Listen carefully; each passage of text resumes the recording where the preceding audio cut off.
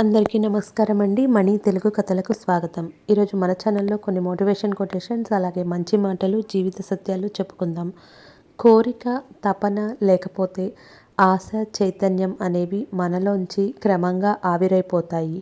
మన అస్తిత్వ స్థాయిని మనమే తగ్గించుకుంటూ చివరికి అనామకులుగా మిగిలిపోతాం.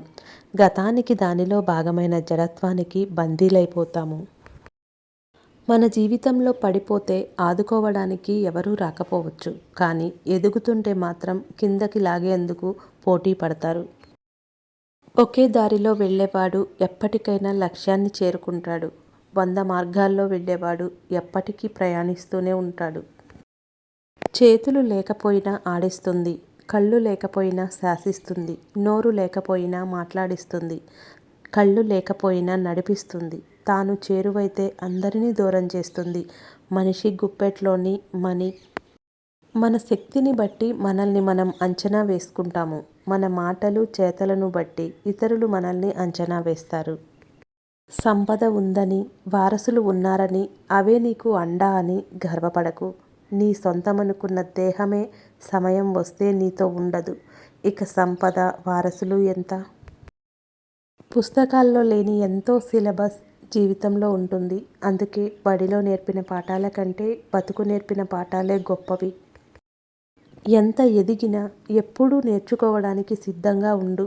అది నిన్ను మరింత ఉన్నత స్థాయికి తీసుకువెళ్తుంది. నీ గమ్యం చేరే దారిలో ఈర్ష్యపడే కళ్ళుంటాయి, ఎత్తి చూపే వేళ్ళుంటాయి, వేగంగా మాట్లాడే నోళ్ళు ఉంటాయి. ఒకరి వల్ల మనం కార్చిన కన్నీరు, మనం పడ్డ వేదన నిజమైతే కాలం వారికి తప్పక బుద్ధి చెప్తుంది. కాస్త ఓపికగా ఉండడమే మన వంతు. ఒక వ్యక్తి మనసు ఎంత నిర్మలంగా ఉంటే అతని జీవితం అంత సంతోషంగా ఉంటుంది. ప్రశ్నించనిదే సమాధానం దొరకదు, ప్రయత్నించినదే విజయము దక్కదు.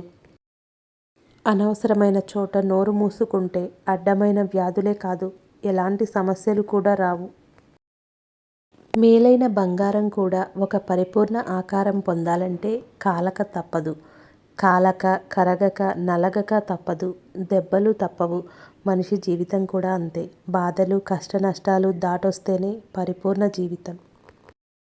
తేనెటీగ పూల నుంచి మకరందాన్ని ఎలాగైతే ఆస్వాదిస్తూ స్వీకరిస్తుందో, మనం చేసే పనిని అలాగే ఆస్వాదిస్తూ పూర్తి చేస్తే ఖచ్చితంగా మంచి ఫలితం దక్కుతుంది.